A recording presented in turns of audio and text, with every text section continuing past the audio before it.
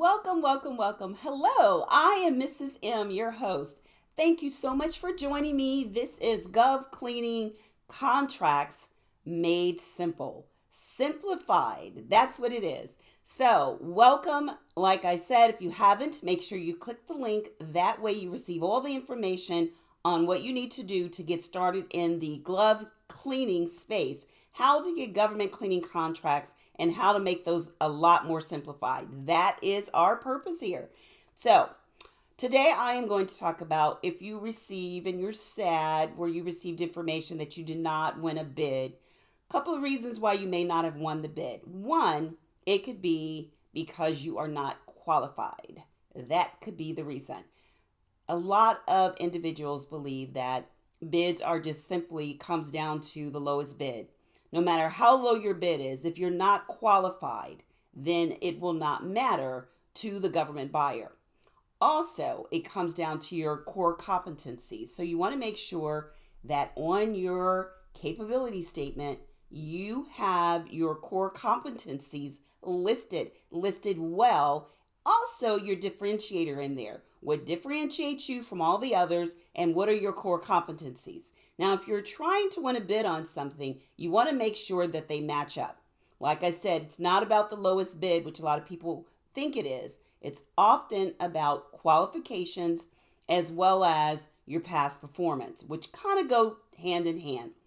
I've been fortunate to do quite a few government contracts, Capitol Hill. We've done quite a few embassies, and we have lost bids as well. And in the beginning, we were not qualified to do a lot of the work that, of course, we wanted to bid on. So what avenue did we take? We actually became subcontractors. It was a great fit for us to become a subcontractor. And through that, we gathered up and started to build a lot of momentum in the past performance, which enabled us to then start bidding as primes on some of the contracts we actually got awarded. So this sounds like you. Trying to become a subcontractor might be a great fit for you. That way you do not lose the bid and you find out that you build up your confidence and your core competencies, and make sure you reflect that on your capability statement. So until next time, if you want to know more, make sure you register for my government How to Win Big with Government Cleaning Contracts. That's right. I want to show you exactly what I did to get some serious contracts in the government space. There's a lot of money out there, and we may as well make sure that we get a piece of that in the cleaning industry.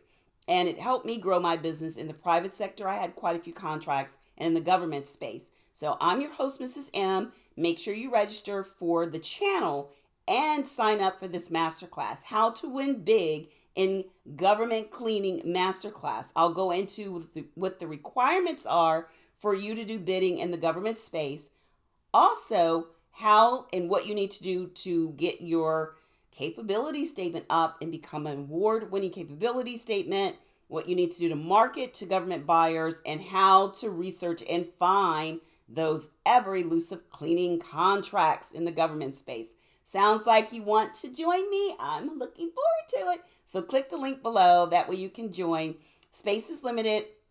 We do a Q&A after the presentation. So make sure you have your questions all written down. I do a Q&A. Takes about 80 minutes, so set aside time to go through the whole presentation with the Q&A.